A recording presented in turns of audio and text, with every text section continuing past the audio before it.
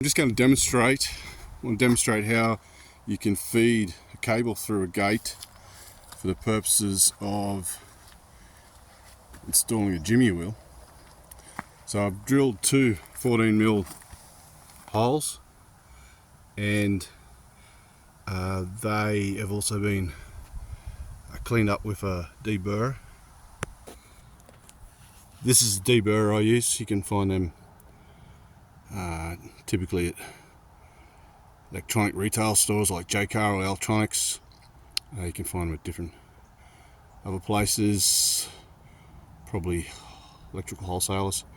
But it's a good way to clean up metal and plastic holes that you drill. Next, we want to use something like this tool that again you can get from somewhere like Jaycar.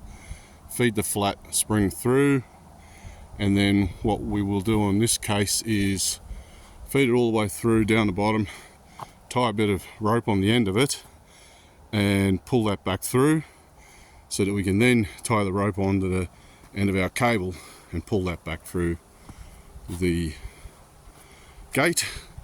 The cable has been pre-terminated in the control box, so it'll make it easier that way.